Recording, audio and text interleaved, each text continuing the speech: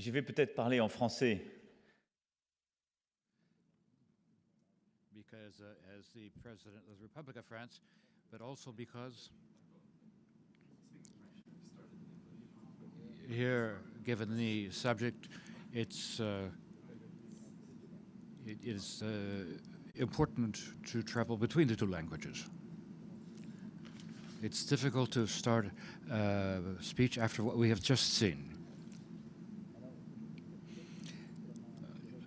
And let me tell you how this has inspired me very directly. All that you are trying to do, all that we are trying to do, that means that multilingualism is not irreplaceable. Because there were few words in the play, and these young teenagers told us about a subject that covered many linguistic horizons that you know here in New York City. This isn't your daily way of life. It was in the past, because there are waves of immigrants here.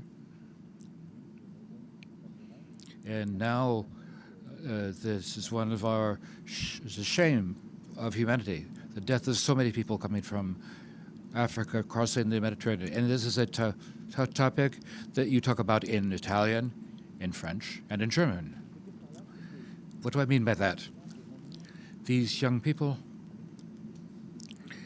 were very sensitive, and they talked about this topic because it is a universal topic in both languages.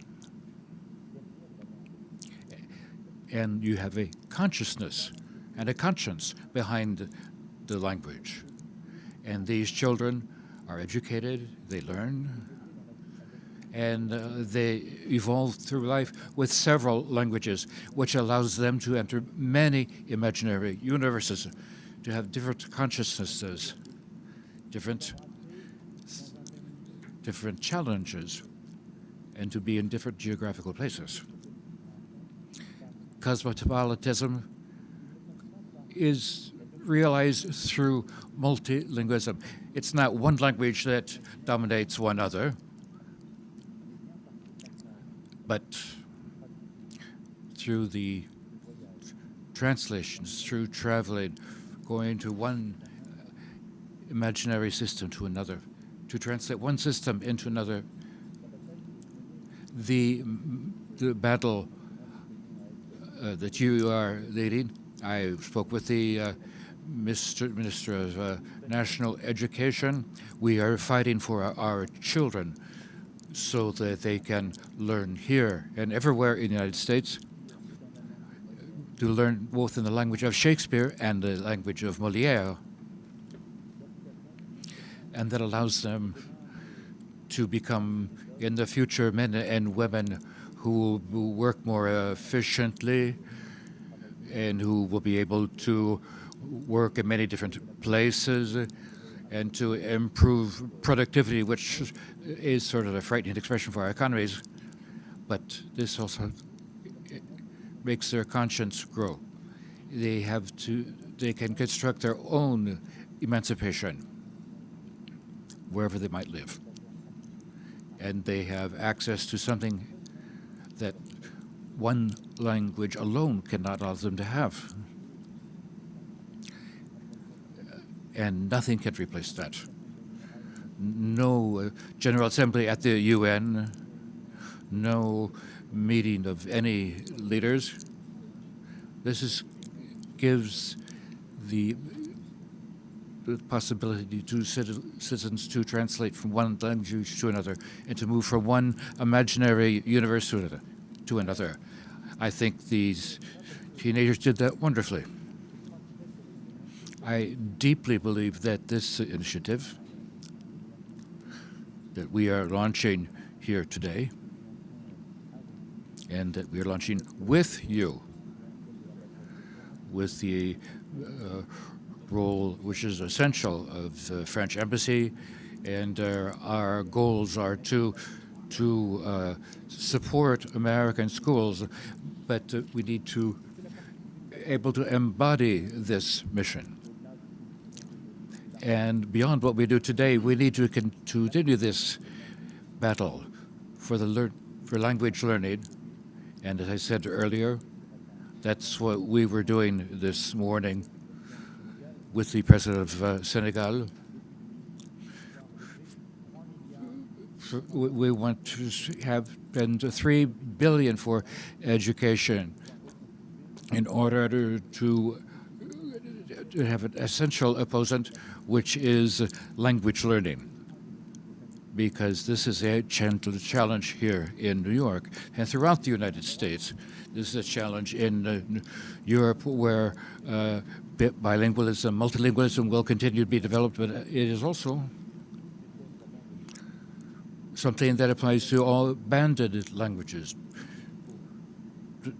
Underdeveloped countries, the poorest countries, there the battle for education and language learning is a battle against obscurantism, against radical religion. And that explains why we have so much immigration. The language is the sharing of civilization. And this is important to us. And there is a certain enthusiasm in bilingual education here in the United States, with more than 150 throughout the United States, in more than 45 schools, more than 29,000 students here in New York have this type of education, as well as in Utah, Louisiana, and Miami. And this is a way of saying that things are going well already for the President of the Republic. And that's why I said that. But what you are undertaking is to go much further than that. With the Fund for Bilingual Education, you are encouraging the teaching of languages throughout the country to open new programs, to begin new programs, and to give the priority to administrators and to teachers, and so that we're making use of innovative teaching methods in the classroom. I'd like to thank the University of New York for welcoming us today. And I would also like to warmly thank the donor in the past and in the future. There's the Chanel Foundation, BIC, Mr. Hubert Joly, Best Buy, AXA, with their generous gifts, and also the numerous parents who have contributed to these programs. And thanks to you, we have the resources to begin this work, and we hope to encourage other donors. And I am completely convinced that this way we'll be able to reach all children in all classrooms, wherever their social status. And everyone brings his or her stone to the building of this building. And what you are undertaking now, we encourage you to continue to do it through the activity of our ambassador and their assistants, and well as everything is possible in education, because you're not just learning a new language, you're teaching differently in another language. And it is important through the action of this fund that there may be exchanges among students, and so that we can also share teaching methods. And we need to, in a sense, refound our schools, but also the way we teach teachers to teach. I think that what you are doing and what you have decided to do is very important. And I want to think this is a work of civilization for the future. Each of you and I recognize some people here in the room. Each of you have a share of responsibility as a donor, as an artist, as a teacher. You are the bridges between different universes. And sometimes you have the feeling that France and the United States are moving away from each other. But it's through these small bridges, human bridges, personal bridges, that we will be able to save our future.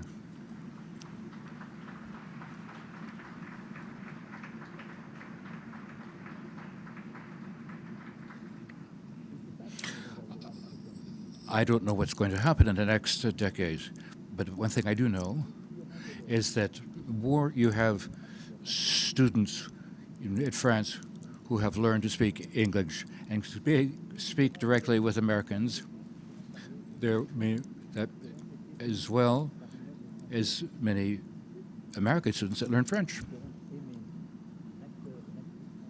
They might like a French actor or an actress. There will be a real exchange that is at the cultural level. And I think this can save us from what is worst. Because at the most serious moments, the most difficult moments, they will remember these little details that make up life. I would like to tell you a story which that affected me very much. And we're talking about language. I was an assistant to a very well-known philosopher, Paul Ricoeur. He was an orphan. He lost one parent in the Second World War. He learned German. And he was imprisoned during the Second World War in a camp. And in this camp, he studied, or rather, he taught philosophy to other prisoners. And this play reminded me of that. He had just one book.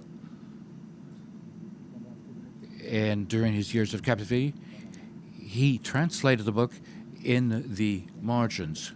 And in 1947, the first translation in French of De Montretout was signed by Paul Ricoeur.